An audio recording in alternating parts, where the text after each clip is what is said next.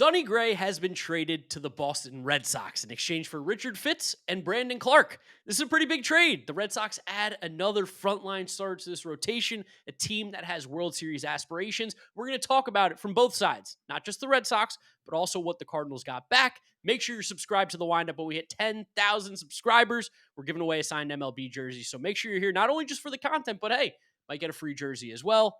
And let us know in the comment section who you think won the trade. James, initial thoughts, reactions, opinions. What are you thinking about this one? I think fun. It's another just good trade. Nice week of good trades we've had here to start the offseason. I thought the return was pretty good for the Cardinals, getting prospect pitchers Brandon Clarke and Richard Fitts, we're going to talk about in a second. But then just after the trade was announced, we got the news that the Cardinals also kicked in $20 million, which is half of what Sonny Gray is guaranteed over the next year of this contract, plus a mutual option for 2027.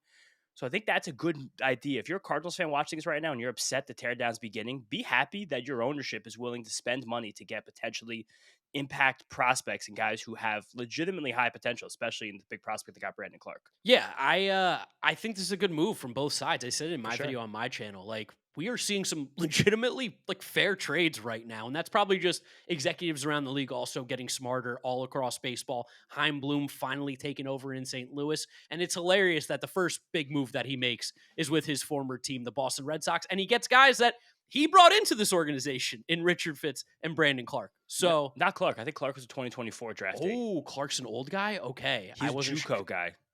That's why. Okay. But regardless, guys that within an organization he's familiar with, and still at the same time, I think both sides got good value. And like you mentioned, for Cardinals fans, you were going to be a 70 to 80 win team this year with Sonny Gray. Without him, you were going to be a 70 to maybe low, 75? yeah, maybe 75, low, mid, high 60s. Like, this team wasn't going anywhere with Sonny Gray. And to get off that contract and to bring in some young players with a ton of control, like you said, with some upside, it's a great move by Heim Bloom. And it was a great move also by Craig Breslow, because Sonny Gray does make this Red Sox team a heck of a lot better than they were yesterday. Totally. The Red Sox, as they went through the season and you kind of felt it in the playoffs, they really lacked an SP2.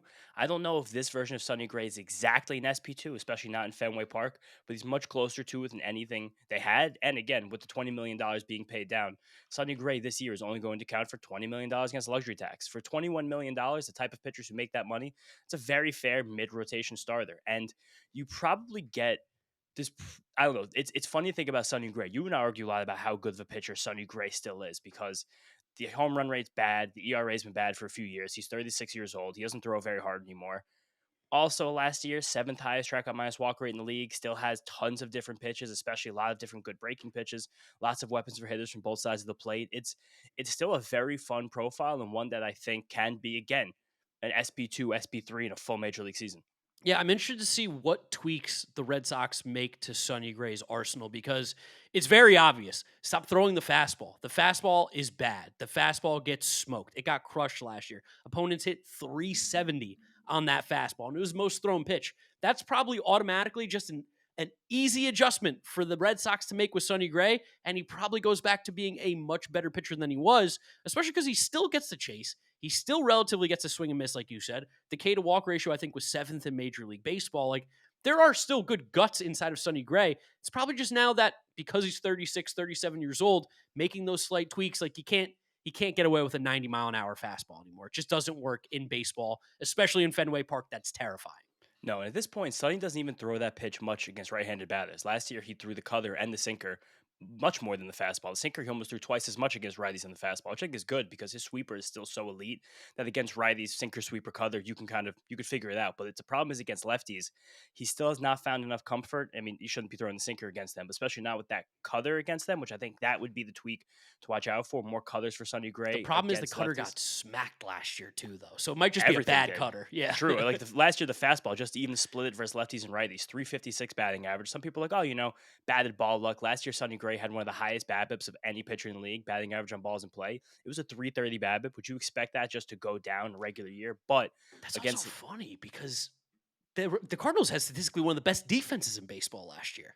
think he kind of just got crushed, like you were saying, because again, 356 batting average against that fastball, 357 expected batting average, 533 slug, 549 expected slug with a 420 expected WOBA. But that fastball did just get absolutely crushed. So maybe also we saw this from Andrew Bailey in years past. You just throw a ton more curveballs, just Yep. absolutely hammer curveballs, and even the sweepers, which Sonny Gray's had some comfortability throwing against left-handed batters. That pitch is still so good. It's funny that Sonny Gray's fastball velocity has ticked down so much. He's a 91, 92 guy now.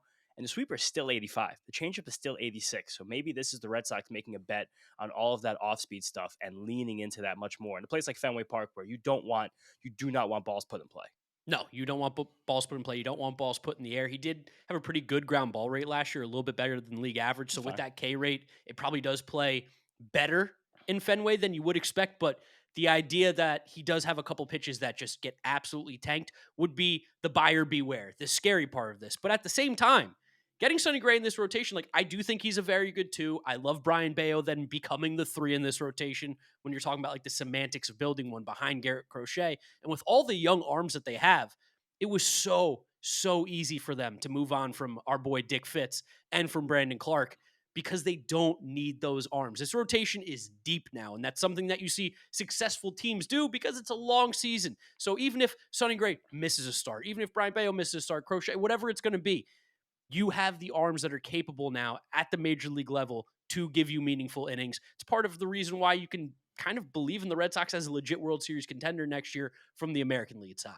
And I still think that this isn't the last pitcher the Red Sox will acquire this offseason. I still think they'll be active in the mid-tier of the free agent market. I think this might take them out of guys like Dylan Cease and Tatsuya Imai, honestly, at the top. But I'm honestly not sure of that either. Like, if the price is right for one of those guys, I could still see them making that happen. But just having Crochet, Gray, Bayo, like now that's a three where you're comfortable going into the season thinking that you can get near the playoffs. Also, something we've talked about heading into this offseason, something that's kind of like in the back of our minds.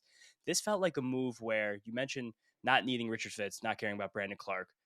This felt like a move where you're putting a lot of emphasis on the 2026 MLB season, not thinking as much about 2027, I 2028. wonder why.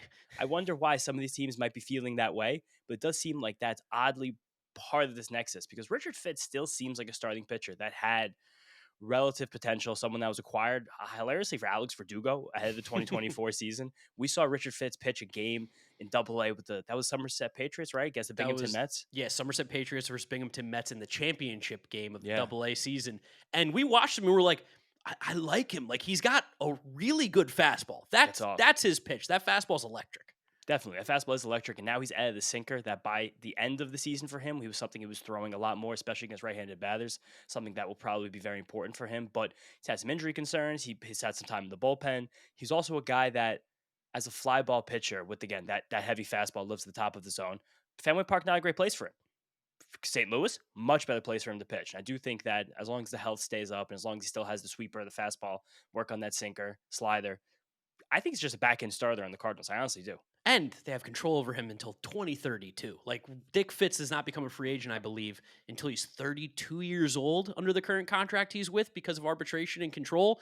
That's fantastic for the Cardinals. He might give them 1,000 innings over that time, and you would be thrilled. Like really, really good value. And then you kind of, I don't want to say you take your lottery ticket, but you now take a shot on a guy in Brandon Clarke who people around baseball see the excitement, see the helium, but because of some of the stuff that happened towards the end of the season and the limited amount of innings that he threw, there is some reliever risk, even though he does the thing that me and you and I think a lot of people around baseball love, which is he has two absolutely dominant elite pitches with that fastball from the left side coming in at 98 miles an hour with a low slot and a lot of high, like a lot of rise.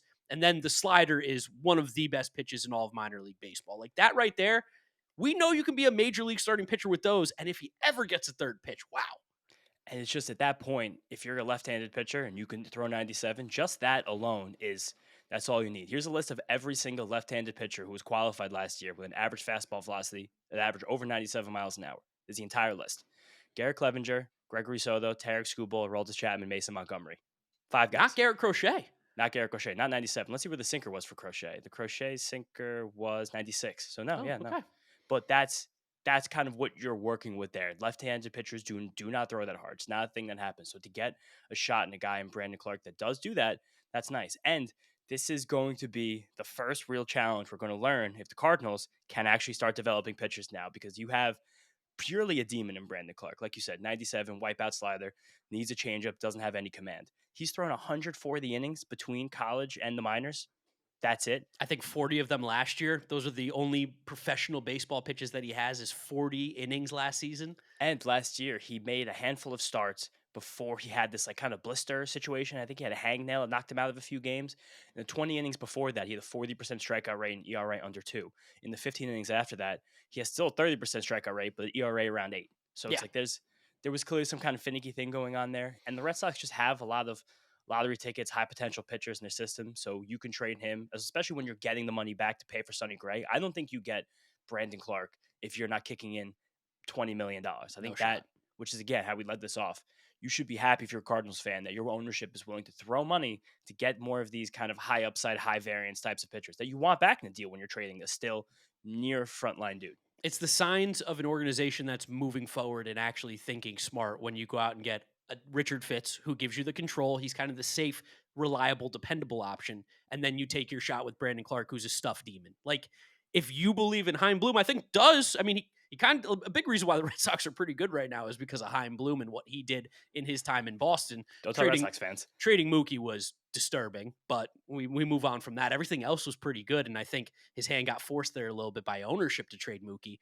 But the Red Sox pitching philosophy moved forward a lot in the time with Chaim Bloom there. The Cardinals have been kind of stuck in the Stone Age a little bit with player development, and that's a big reason why they have absolutely skidded in the Ali Marmol era, was because they couldn't get anything from these young guys coming up.